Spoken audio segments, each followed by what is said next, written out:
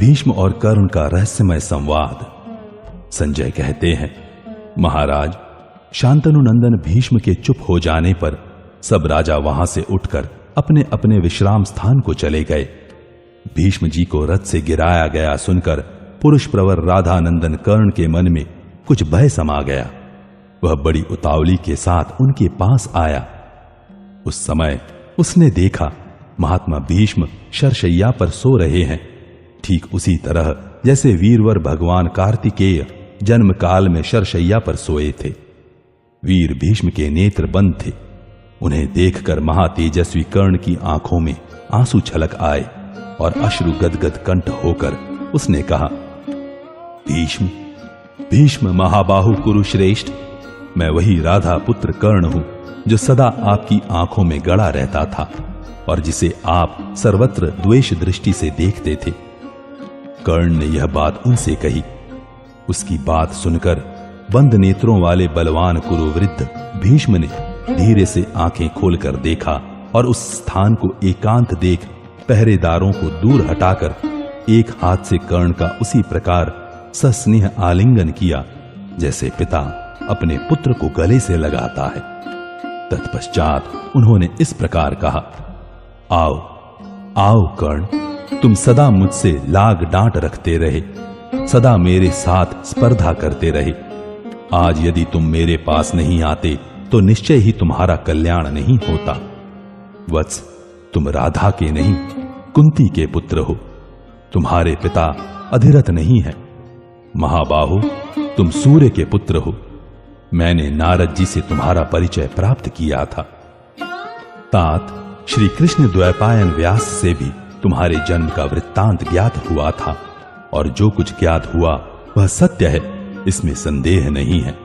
तुम्हारे प्रति मेरे मन में द्वेष नहीं है, यह मैं तुमसे सत्य कहता हूं। उत्तम व्रत का पालन करने वाले वीर, मैं कभी कभी तुमसे जो कठोर वचन बोल दिया करता था उसका उद्देश्य था तुम्हारे उत्साह और तेज को नष्ट करना, क्योंकि सूतनंदन, तुम राजा दुर्योधन के उकसाने से अकारण ही समस्त पांडवों पर बहुत बार आक्षेप किया करते थे। तुम्हारा जन्म धर्मलोप से हुआ है, इसलिए नीच पुरुषों के आश्रय से तुम्हारी बुद्धि इस प्रकार ईर्ष्यावश गुणवान पांडवों से भी द्वेष रखने वाली हो गई है। और इसी के कारण कौरव सभा में मैंने तुम्हें अनेक बार कटुवचन सुनाए हैं। मैं जानता हूं तुम्हारा पराक्रम समर भूमि में शत्रुओं के लिए दुस्सह है। तुम ब्राह्मण भक्त, शूरवीर तथा दान में उत्तम निष्ठा रखने वाले हो। देवोपम वीर, मनुष्यों में तुम्हारे समान कोई नहीं है। मैं सदा अपने कुल में फूट पड़ने के डर से तुम्हें कटुवचन सुनाता रहा। बाण चलाने, दिव्यास्त्रों का संधान करने, फुर्ती दिखाने तथा अस्त्र बल में तुम अर्जुन तथा महात्मा श्री कृष्ण के समान हो। कर्ण, तुमने कुरुराज दुर्योधन के लिए कन्या लाने के निमित्त अकेले काशीपुर में जाकर केवल धनुष की सहायता से वहां आए हुए समस्त राजाओं को युद्ध में परास्त कर दिया था। युद्ध की श्लाघा रखने वाले वीर, यद्यपि राजा जरासंध दुर्जय एवं बलवान था, तथापि वह रणभूमि में तुम्हारी समानता न कर सका। तुम ब्राह्मण भक्त, धैर्यपूर्वक युद्ध करने वाले तथा तेज और बल से संपन्न हो। संग्राम भूमि में देव कुमारों के समान जान पड़ते हो और प्रत्येक युद्ध में मनुष्यों से अधिक पराक्रमी हो। मैंने पहले जो तुम्हारे प्रति क्रोध किया था वह अब दूर हो गया है, क्योंकि प्रारब्ध के विधान को कोई पुरुषार्थ द्वारा नहीं टाल सकता। शत्रुसूदन, वीर पांडव तुम्हारे सगे भाई हैं। महाबाहो, तुम मेरा प्रिय करना चाहते हो तो अपने उन भाइयों से मिल जाओ। सूर्यनंदन, मेरी मृत्यु के द्वारा ही यह वैर की आग बुझ जाए और भूमंडल के समस्त नरेश अब दुख शोक से रहित एवं निर्भय हो जाएं। कर्ण ने कहा, महाबाहु, भीष्म, आप जो कुछ कह रहे हैं उसे मैं भी जानता हूं। यह सब ठीक है, इसमें संशय नहीं है। वास्तव में मैं कुंती का ही पुत्र हूं, सूत पुत्र नहीं हूं। परंतु माता कुंती ने तो मुझे पानी में बहा दिया और सूत ने मुझे पाल पोष कर बड़ा किया। पूर्व काल से ही मैं दुर्योधन के साथ स्नेह करता आया हूं और प्रसन्नता पूर्वक रहा हूं। दुर्योधन से मैंने यह प्रतिज्ञा कर ली है कि तुम्हारा जो जो दुष्कर कार्य होगा वह सब मैं पूरा करूंगा। दुर्योधन का ऐश्वर्य भोग कर मैं उसे निष्फल नहीं कर सकता। जैसे वसुदेव नंदन श्री कृष्ण पांडुपुत्र अर्जुन की सहायता के लिए दृढ़ प्रतिज्ञ हैं, उसी प्रकार मेरे धन, शरीर, स्त्री, पुत्र तथा यश सब कुछ दुर्योधन के लिए निछावर है।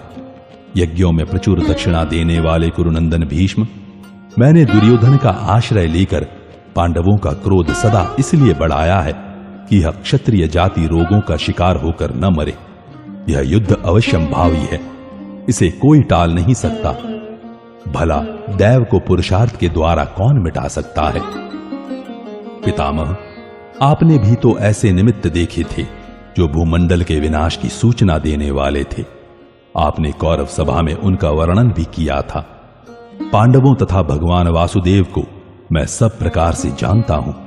वे दूसरे पुरुषों के लिए सर्वथा अजेय हैं, तथापि मैं उनसे युद्ध करने का उत्साह रखता हूं और मेरे मन का यह निश्चित विश्वास है कि मैं युद्ध में पांडवों को जीत लूंगा।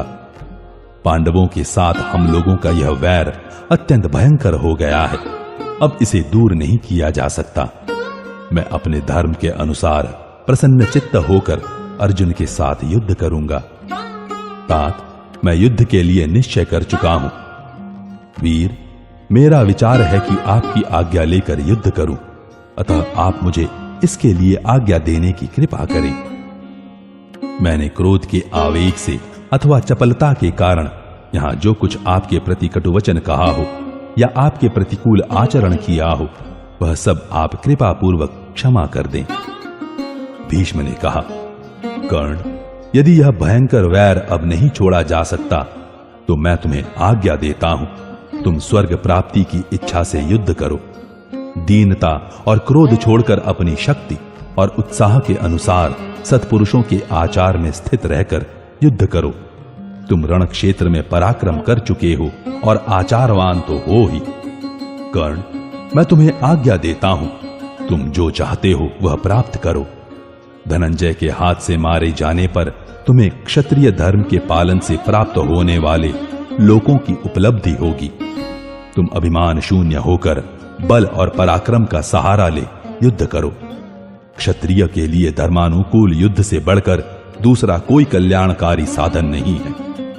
कर्ण, मैं तुमसे सत्य कहता हूं, मैंने कौरवों और पांडवों में शांति स्थापित करने के लिए दीर्घ काल तक महान प्रयत्न किया था, किंतु मैं उसमें कृत कार्य न हो सका। संजय कहते हैं, राजन, गंगानंदन भीष्म के ऐसा कहने पर राधानंदन कर्ण उन्हें प्रणाम करके उनकी आज्ञा ले रथ पर आरूढ़ हो आपके पुत्र दुर्योधन के पास चला गया।